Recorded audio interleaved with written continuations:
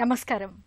ఈరోజు సుఖీభవలో ఆయుర్వేదంతో సంతాన భాగ్యం, మెనోపాజ్ బాధలకు ఆహార పరిష్కారం, వేసవిలో వాటర్ ప్యాకెట్లలోని నీరు తాగుతున్నారా? గుండెకు భరోసా టీఎన్టీ, పసి గుండెకు ఆధునిక వైద్యం, ఇంకా హెల్త్ టిప్. పెళ్లైన తర్వాత సాధ్యమైనంత త్వరగా కడుపు పండాలని, పండంటి బిడ్డకు జన్మనివ్వాలని, మాతృత్వపు అనుభూతుల్ని ఆస్వాదించాలని ప్రతి స్త్రీ ఆరాటపడుతుంది. అయితే పెళ్ళై ఏళ్లు గడుస్తున్నా కొంతమందికి గర్భధారణ ఊసే ఉండదు. అమ్మ కావాలన్న కల కలగానే మిగిలిపోతూ ఉంటుంది. ఇలాంటప్పుడు ఆయుర్వేద వైద్యం తనవైన కొన్ని ప్రత్యేకమైన చికిత్సలు, ఔషధాల సాయం తీసుకోవడం ద్వారా సంతాన భాగ్యాన్ని పొందవచ్చని చెబుతుంది. సంతాన సాఫల్యతను పెంచే ఆయుర్వేద పరిష్కార మార్గాల గురించి ఇప్పుడు తెలుసుకుందాం.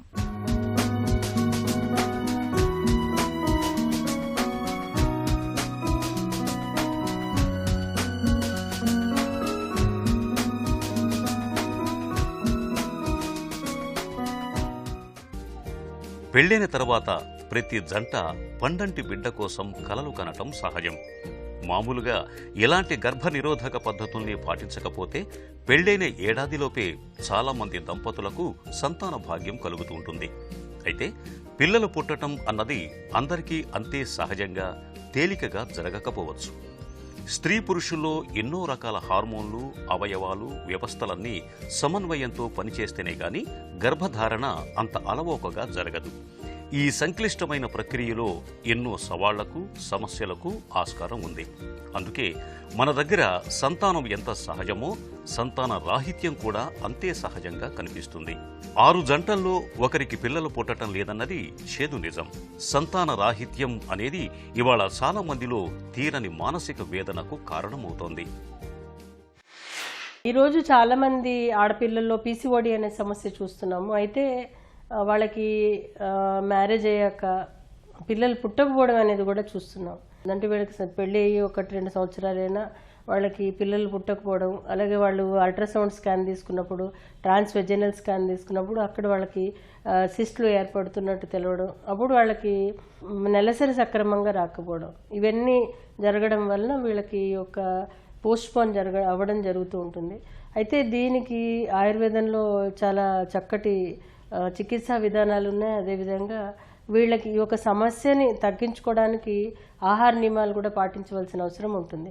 అయితే ఇందులో వీళ్ళు ముఖ్యంగా ఏంటంటే బియ్యం పదార్థాలు, అలాగే బాగా నూనెలో వేయించిన పదార్థాలు, ఎక్కువ కాఫీలు, టీలు, ఇలాంటివి తీపి పదార్థాలు, నెయ్యితో చేసిన పదార్థాలు, అలాగే డాల్డాతో చేసిన పదార్థాలు, బాగా వేయించిన పదార్థాలు లాంటివి, బిర్యానీ లాంటిది, మటన్ లాంటిది, ఇవన్నీ బాగా తగ్గించి సాత్వికమైన ఆహారం అంటే మన ఇంట్లో వండిన ఆహార పదార్థాలు, సీ ఫుడ్ లాంటివి, ఇవన్నీ తీసుకోవడం ద్వారా ఏమవుతుందంటే వీళ్ళకి ఒక బాడీలో ఏదైతే ఇన్సులిన్ మెటబాలిజం ఏదైతే ఉంటుందో అది కంట్రోల్ అవుతుంది.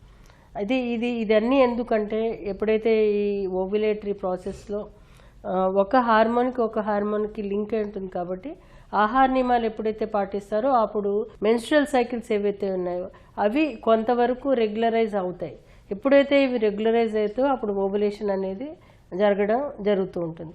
కాబట్టి దీనికి ఆయుర్వేదంలో కొన్ని ఔషధాలు చెప్పారు. ముఖ్యంగా ఏంటంటే శతావరి లాంటిది, అంటే ఇది పిల్లి పీచర్ లాంటిది ఆహారంలో ఒక భాగంగా చెప్పడం జరిగింది. అంటే చిక్కుడు లాంటి ఆహార పదార్థాలు లాంటివి తీసుకోవడం.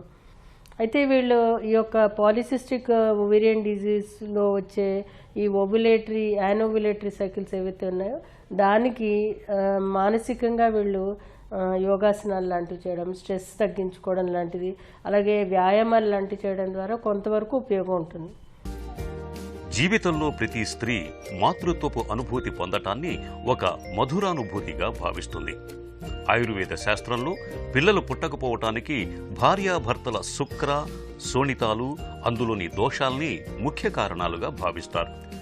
ముఖ్యంగా స్త్రీలలో నెలసరిలో చిక్కులు ఉన్నప్పుడు, అండాశయాల్లో నీటి బుడగలు ఉన్నప్పుడు, ప్రతి నెల అండం సరిగా విడుదల కానప్పుడు, హార్మోన్ల సమతూకం లేనప్పుడు, అండవాహికలు మూసుకుపోయినప్పుడు, గర్భసంచిలో ఎండోమెట్రియం పొర సరిగా లేనప్పుడు గర్భధారణ కష్టమైన వ్యవహారంగా మారుతుంది.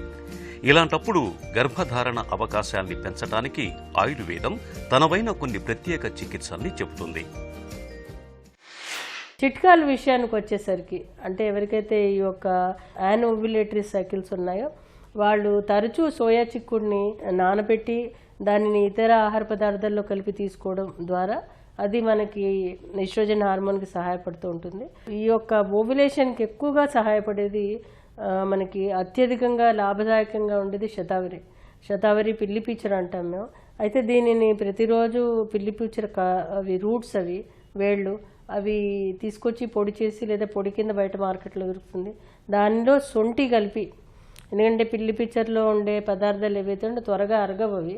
సో దాన్ని సొంటిలో కలిపి దానిని ఒక ఔషధం కింద పొద్దున్న ఒక చెంచాడు, సాయంత్రం ఒక చెంచాడు పాలల్లో కలిపి తీసుకుంటే కనుక, ఎందుకంటే అనుపానంతో పాటు వాటి యొక్క యాక్టివేషన్ ఫ్యాక్టర్స్ ఫాస్ట్గా ఉంటాయి కాబట్టి ఇవి తీసుకోవడం ద్వారా మంచి గుణం ఉంటుంది. స్త్రీలకు వచ్చే ఇన్ఫర్టిలిటీకి అశ్వగంధ ఒకటి ఇస్తూ ఉంటాము, శతావరి ఇస్తూ ఉంటాము, అశోక ఇస్తూ ఉంటాము, అలాగే కొన్ని రకాలైన భస్మాలు లాంటివి కూడా ఇస్తూ ఉంటాము. ముఖ్యంగా ముత్యాలతోటి చేసిన భస్మము, పగడాలతోటి చేసిన భస్మము, ఇవన్నీ కూడా డిఫరెంట్ కాంబినేషన్లు అంటే కాల్షియం ప్రోడక్ట్స్ ఇవ్వడం ద్వారా ఓవ్యులేషన్ అవుతుందిగా కొన్ని పరిశోధనల ద్వారా తెలుస్తుంది. సో ఇవి ఇవ్వడం ద్వారా కూడా వీళ్ళకి మంచి గుణం ఉంటుంది. ఏళ్లు గడుస్తున్నా గర్భధారణ జరగని మహిళలకు ఆయుర్వేదం కొన్ని ప్రత్యేకమైన పరిష్కారాల్ని చెబుతుంది. మర్రివేర్లని ఎండించి దంచి చూర్ణంలాగా చేసి నిత్యం పాలలో కలుపుకుని తాగుతుంటే సంతాన సాఫల్యత అవకాశాలు పెరుగుతాయి. అలాగే నాగకేశరాల చూర్ణాన్ని ఆవు నేతితో కలుపుకుని నెలసరి అయిన 4వ రోజు నుండి వారం రోజులు తీసుకున్నా మంచి ఫలితం ఉంటుంది. పిప్పళ్ళు, సొంఠి, మిరియాలు, నాగకేశరములు సమతూలంగా కలిపి చూర్ణం చేసి పావుతులం పొడిని 1 చెంచా ఆవు నెయ్యితో కలిపి నిత్యం తీసుకుంటూ ఉంటే గర్భధారణకు అనుకూలమైన మార్పులు చోటు చేసుకుంటాయి. మయూర సికివేర్ల పొడిని నిత్యం ఆవు పాలతో సేవించటం వల్ల కూడా గర్భం వచ్చే అవకాశాలు పెరుగుతాయి. వీటితో పాటు ఆహారంలో తీపి పదార్థాల్ని తగ్గించి మానసిక ఒత్తిళ్లు లేకుండా చూసుకోవాలి. ఎన్ని ప్రయత్నాలు చేసినా గర్భం రానప్పుడు కొంతకాలం పాటు ఆయుర్వేద డాక్టర్ల పర్యవేక్షణలో ఔషధ చికిత్స తీసుకోవటం మంచిది. వేడి ఉక్కపోతల దాటికి వేసవిలో మనకు దప్పిక అనేది ఒక పెద్ద సమస్యగా మారుతుంటుంది. దాహంతో నాలుక ఒకటే పిడచ కట్టుకుపోతుంటుంది. ఇలాంటప్పుడు ఎక్కడ నీళ్లు కనిపించినా తాగేస్తూ ఉంటాం. ముఖ్యంగా ఈ సీజన్లో ఎక్కడ పడితే అక్కడ దొరికే వాటర్ ప్యాకెట్లను ఎక్కువగా తాగేస్తూ ఉంటాం. నిజానికి వాటర్ ప్యాకెట్లలోని నీరు అన్ని సందర్భాల్లోనూ సురక్షితంగా ఉండదని చెబుతారు డాక్టర్లు. వాటర్ ప్యాకెట్ల కొనుగోలు, వాడకంలో ఎలాంటి జాగ్రత్తలు తీసుకోవాలో ఇప్పుడు తెలుసుకుందాం. వేసవిలో భగభగలాడే ఎండల ధాటిని తట్టుకోవాలంటే మంచినీళ్లను మించిన అమృత జలం మరొకటి లేదు. దాహం వేసినా వేయకున్నా ఈ సీజన్లో తరచూ మంచినీళ్లను తాగుతుంటే డీహైడ్రేషన్, వడదెబ్బ లాంటి విపత్తులను చాలా వరకు దూరంగా ఉంచుకోవచ్చు. ఈ సీజన్లో చాలామంది బయట అంగళ్లలో విక్రయించే వాటర్ ప్యాకెట్లపై ఎక్కువగా ఆధారపడుతూ ఉంటారు. ముఖ్యంగా ప్రయాణాలు చేస్తున్నప్పుడు బస్సు ఆగిన చోటల్లా దిగిపోయి వాటర్ ప్యాకెట్లను కొనుగోలు చేసి ఆ నీళ్లను తాగుతూ ఉంటారు. పిక్నిక్లు, యాత్రా స్థలాల్లో వాటర్ ప్యాకెట్లలోని నీళ్లను తాగటం మనం ఎక్కువగా చూస్తూ ఉంటాం. నిజానికి వేసవిలో తీవ్రమైన ఎండల ధాటికి ఉన్న కొద్దిపాటి నీటి వనరులు కూడా అడుగంటిపోతూ ఉంటాయి. ఇలాంటి పరిస్థితుల్లో తాగునీరు కలుషితమయ్యే అవకాశాలు ఎక్కువగా ఉంటాయి. ఈ నేపథ్యంలో వాటర్ ప్యాకెట్లను విక్రయించే వ్యాపారులు తాగునీటి విషయంలో ఏమాత్రం జాగ్రత్తలు తీసుకుంటారన్నది సందేహమే. వ్యాపార దృష్టితో ఏ నీళ్లను పడితే ఆ నీళ్లను ప్యాక్ చేసి అమ్మే అవకాశాలు ఉంటాయి. వాటర్ బాటిళ్ల విషయంలోనూ ఇదే పరిస్థితి కనిపిస్తూ ఉంటుంది. కలుషిత తాగునీటి మూలంగా వేసవిలో దాహం తీరకపోగా వాంతులు, విరేచనాల వంటి సమస్యలు వేధించే ప్రమాదం ఉంది. కాబట్టి వేసవిలో ఎప్పుడూ ఇంటి నుంచి నింపుకెళ్లిన వాటర్ బాటిళ్లను వెంట ఉంచుకోవటం మంచిది. తప్పనిసరి పరిస్థితుల్లో బయట నీళ్లను తాగాల్సి వచ్చినప్పుడు వాటర్ ప్యాకెట్లను సునిశితంగా పరిశీలించటం మంచిది. వాటర్ బాటిళ్ల విషయంలో తయారీ కంపెనీ, మ్యానుఫ్యాక్చరింగ్ డేట్, సీల్ ఎలా ఉందన్న విషయాలను దృష్టిలో ఉంచుకొని కొనుగోలు చేయటం మంచిది. పిడికడంత మన గుండె బాగున్నంత వరకే మనకు ఆరోగ్యం. నిరంతరాయంగా నిర్విరామంగా పనిచేసే గుప్పెడంత గుండెలో ఏ చిన్న సమస్య తలెత్తినా అది మన ప్రాణాలనే ప్రమాదంలోకి పడేస్తుంది. ఈ విపత్తుల్ని తట్టుకునేందుకు, గుండెపోటు ముప్పును ముందుగానే పసిగట్టేందుకు వీలుగా తరచూ కొన్ని రకాల పరీక్షల్ని చేయించుకోవాల్సిందిగా చెప్తారు డాక్టర్లు. ట్రెడ్మిల్ టెస్ట్గా పిలిచే టీఎంటీ పరీక్ష అలాంటిదే. గుండె ఆరోగ్యానికి భరోసానిచ్చే టీఎంటీ పరీక్ష గురించిన పూర్తి వివరాలని ఇప్పుడు తెలుసుకుందాం. అంటే భవిష్యత్తులో బీపీ వచ్చే అవకాశం ఉందని తెలుస్తుంది. అలాగే వ్యాయామం ఎంతవరకు చేయొచ్చన్నది కూడా ఇందులో తెలుస్తుంది. కాబట్టి 30 ఏళ్ల తర్వాత 2 ఏళ్లకోసారైనా ప్రతి ఒక్కరూ ట్రెడ్మిల్ పరీక్ష చేయించుకోవాలి. అయితే టీఎంటీ టెస్టులో పాజిటివ్ వస్తే బ్లాక్స్ ఉన్నాయని, నెగటివ్ అని వస్తే బ్లాకులు లేవని భావించకూడదు. ఒక్కోసారి ఇన్కంక్లూజివ్ అంటే ఇదమిద్ధంగా ఏమీ తేలకపోవడం కూడా ఉండొచ్చు. కొన్నిసార్లు ఫాల్స్ పాజిటివ్స్ కూడా వస్తుంటాయి. కాబట్టి టీఎంటీ రిపోర్టు విషయంలో డాక్టర్ నిర్ణయమే అంతిమం. ఆధునిక వైద్యం ఎంతగా అభివృద్ధి చెందినప్పటికీ గుండెకు మరమ్మతు చేయడం నేటికీ మన దగ్గర మేజర్ సర్జరీని. ఇక అతి సున్నితంగా ఉండే పసిపిల్లలకు వారి పసిగుండెకు కోత పెట్టి సర్జరీ చేయడం అనేది డాక్టర్లకు మరింత కష్టంగా ఉంటుంది. ఇక వసివాడని ఆ పసి దేహాలు సర్జరీని తట్టుకోవడం కష్టంగానే ఉంటుంది. అయితే ఇటీవలి కాలంలో పిల్లల గుండె వైద్యంలో విప్లవాత్మకమైన మార్పులు ఎన్నో వచ్చాయి. సర్జరీల్లో కొత్త టెక్నిక్లతో పాటు ఐసీయూలో తీసుకునే జాగ్రత్తల వరకు చాలా మార్పులే ఇవాళ కనిపిస్తున్నాయి. పిల్లల గుండె వైద్యంలో వచ్చిన ఆధునిక మార్పుల గురించి డాక్టర్ని అడిగి ఇప్పుడు తెలుసుకుందాం.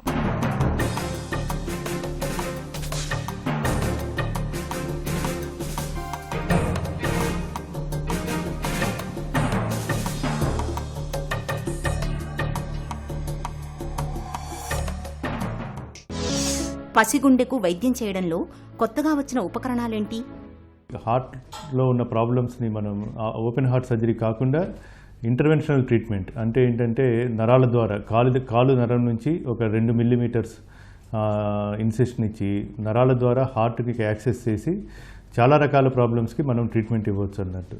సో ఈ విధమైన ట్రీట్మెంట్ని ఏమంటారంటే catheter based interventional treatment for congenital heart diseases. Okay, so ఈ 4 రకాలుగా ఉన్నాయి. కామన్గా యూజ్ చేసే పద్ధతి ఏంటంటే హార్ట్లో ఏమన్నా హోల్స్ ఉంటే వాటిని డివైజెస్ ద్వారా క్లోజ్ చేయటం. కొన్ని రకాల వెంట్రికులర్ సెప్టల్ డిఫెక్ట్స్ని కూడా ఈ విధంగా డివైజెస్ ద్వారా మనం ఇంటర్వెన్షనల్ ట్రీట్మెంట్ ద్వారా క్లోజ్ చేయటం జరుగుతుంది అన్నట్టు. ఇంకోటి 3వ రకమైన హోల్ ఏంటంటే పేటెంట్ డక్టస్ ఆర్టీరియోసస్.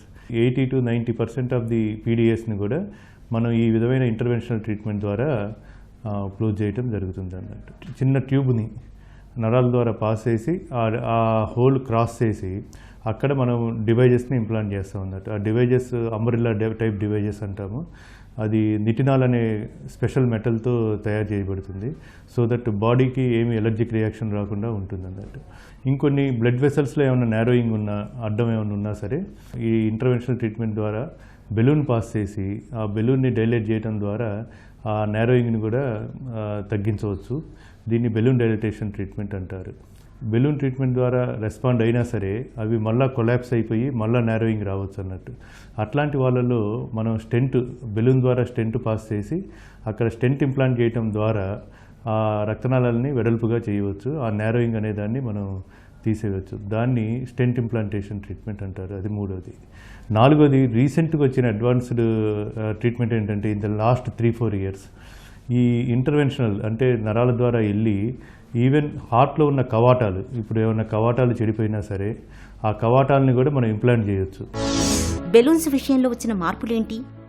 హార్ట్లో ఉన్న రక్తనాళాలు మెయిన్గా 2 రకాల రక్తనాళాలు. ఒకటేమో పల్మనరీ ఆర్టరీ అంటాము, అదేంటంటే మన ఊపిరితిత్తులకి రక్తం సప్లై చేస్తుంది. ఇంకోటి అయోటా అంటాము, అది మనకు బాడీ మొత్తానికి రక్తం సప్లై చేస్తుంది. ఈ పుట్టుకతో కొంతమందికి ఈ పల్మనరీ ఆర్టరీలో కానీ అయోటాలో కానీ నారోయింగ్ ఉండొచ్చు. ఆ విధంగానే ఆ కవాటాలు పల్మనరీ వాల్, అయోటిక్ వాల్లో కూడా నారోయింగ్ ఉండొచ్చు అన్నట్టు, అన్నీ అతుక్కుపోయి. సో అట్లాంటప్పుడు వాటిని వెడల్పు చేయడానికి మనం ఈ విధంగా నరాల ద్వారా బెలూన్ని పాస్ చేసి ఆ కవాటాలని వెడల్పు చేయటం కానీ ఆ రక్తనాళాలని వెడల్పు చేయటం కానీ చేయటం సాధ్యమవుతుంది. రక్తనాళాల్లో వేసే స్టెంట్లకు సంబంధించి ఎలాంటి మార్పులు వచ్చాయి? ఈ పల్మనరీ ఆర్టరీలో కానీ ఏది ఊపిరితిత్తులకు సప్లై చేసే రక్తనాళంలో కానీ లేకపోతే శరీరానికి సప్లై చేసే రక్తనాళం అయోటాలో కానీ ఏమన్నా నేరోయింగ్ ఉంటే మనం బెలూన్ పాస్ చేసి వాటిని వెడల్పు చేయవచ్చు. దాని యొక్క సైడ్ ఎఫెక్ట్ ఏంటంటే మనం ఒకసారి బెలూన్ తీసిన తర్వాత బేబీ గ్రో అవుతున్నప్పుడు మళ్ళీ ఆర్టరీ కొలాప్స్ అయిపోయి మళ్ళీ నేరోయింగ్ వచ్చే ఛాన్స్ ఉందన్నట్టు, ఆ రిస్క్ ఉంది. సో ఆ రిస్క్ని తగ్గించడానికి మనం స్టెంట్ అనేదాన్ని ఇంప్లాంట్ చేస్తాము. ఆ స్టెంట్ కూడా ఒక మన స్ప్రింగ్ లాగా మెటాలిక్ ప్రొసీజరే. సో ఆ స్ప్రింగ్ లాంటి స్టెంట్ని మనం ఆ బెలూన్ మీద పెట్టి దాన్ని మనం ఒక ట్యూబ్ ద్వారా నరాల్లో ప్రవేశపెట్టి హార్ట్లో ఎక్కడైతే నేరోయింగ్ ఉందో అక్కడికి ప్రవేశపెట్టి ఆ స్టెంట్ని ఇంప్లాంట్ చేస్తాం అన్నట్టు. ఆ విధంగా ఇంప్లాంట్ చేయటం మూలాన ఆ బ్లడ్ వెసల్ మళ్ళీ కొలాప్స్ కాకుండా మళ్ళీ నేరోయింగ్ కాకుండా చేయవచ్చు అన్నట్టు. కవాటాలకు చికిత్స చేయడంలో వచ్చిన మార్పులేంటి? పల్మనరీ వాల్ అంటే ఊపిరితిత్తులకు సప్లై చేసే కవాటం ఏమన్నా నేరోయింగ్ అయ్యి బాగా లీక్ అవుతుంటే పెద్ద పిల్లల్లో, సో మనం ఈ విధమైన కవాటాన్ని బెలూన్ పాస్ చేసి మనం అక్కడ ఎక్కడైతే కవాటం పెట్టాలనుకున్నామో అక్కడ ఇంప్లాంట్ చేయవచ్చు. అది కొంచెం expensive procedure, but there is a good development in that field. ఈ విధమైన ప్రొసీజర్స్ చేయటం మూలన మనం పిల్లల్లో ఓపెన్ హార్ట్ సర్జరీ అనే దాన్ని మనం ప్రివెంట్ చేయగలుగుతాం. గుండె వైద్యంలో ఈ ఆధునిక చికిత్సలు ఎంతవరకు సురక్షితం? ఈ ఇంటర్వెన్షనల్ ట్రీట్మెంట్ అనేది మనం కాలు నరాలలో ఒక 2 మిల్లీమీటర్స్ ఇన్సిషన్ ద్వారా మొత్తం రక్తనాళాల ద్వారా వెళ్ళి ఈ ప్రొసీజర్స్ అన్నీ చేయటం జరుగుతుంది. When compare to surgical treatment, interventional ట్రీట్మెంట్కి కాంప్లికేషన్ రేట్స్ అనేది చాలా తక్కువ, ఇంక్లూడింగ్ ఇన్ఫెక్షన్స్ ఛాన్స్ కూడా చాలా తక్కువ ఉంటుంది. ఇది మామూలుగా ఇంటర్వెన్షనల్ ట్రీట్మెంట్ చేస్తే మామూలుగా ఈరోజు ట్రీట్మెంట్ చేస్తే రేపు 90% ఆఫ్ ద చిల్డ్రన్ని రేపు అంటే మరుసటి రోజు డిశ్చార్జ్ చేయడం జరుగుతుంది.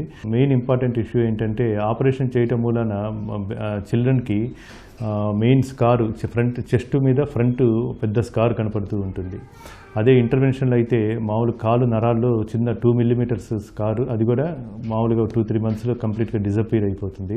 సో ఈ స్కార్ వల్ల పిల్లల్లో కాన్ఫిడెన్స్ అంటే ఎస్పెషల్లీ టీనేజ్ గర్ల్స్లో కాన్ఫిడెన్స్ లెవెల్స్ అనేది చాలా తక్కువ ఉంటుంది అన్నట్టు. సో ఈ విధమైన ప్రాబ్లమ్ని కూడా మనం తగ్గించవచ్చు. ఇంకొకటి డివైజెస్, మెయిన్ ఇంటర్వెన్షనల్ ట్రీట్మెంట్లో మెయిన్ డ్రాబ్యాక్ ఏంటంటే ఆ డివైస్ యొక్క కాస్ట్ చాలా ఎక్కువ ఉంటుంది. అంటే మామూలుగా బయట ఇవన్నీ ఇంపోర్టెడ్ ఫ్రమ్ అదర్ కంట్రీస్ మామూలుగా 50,000 to 60,000 ఉంటుంది. సో గవర్నమెంట్ కానీ ఈ డివైజెస్ రేట్స్ కూడా తగ్గించగలిగితే ఈ రకమైన ప్రాబ్లమ్స్ని మనం చాలా తక్కువ ఖర్చుతో ఎక్కువ మంది పిల్లలకి చేయగలం. పిల్లల్లో గుండె జబ్బులకు ఆధునిక వైద్యంలో కొత్తగా అందుబాటులోకి వచ్చిన చికిత్సలు, ఐసీయూలో తీసుకుంటోన్న జాగ్రత్తల గురించి తెలుసుకున్నాం కదా. ఇక ఈరోజు కార్యక్రమాన్ని ముగించే ముందు ఆంధ్ర హాస్పిటల్ సమర్పించే ఒక చిన్న చిట్కా మీకోసం. వేసవిలో స్నానం చేసే నీటిలో నిత్యం కాసిని మల్లెపూలు లేదా గులాబీలను వేసుకుని స్నానం చేయడాన్ని ఒక అలవాటుగా మార్చుకోండి. వేసవి బడలిక నుంచి మంచి ఉపశమనం లభిస్తుంది. సుఖీభవ కార్యక్రమానికి సంబంధించిన మీ విలువైన సూచనలు, సలహాల్ని వెంటనే మాకు రాయండి. మా చిరునామా Sukhibhava, ETV, Ramoji film city, Hyderabad 501512 లేదా sukhibhava@etv.co.in కు ఈమెయిల్ చేయండి.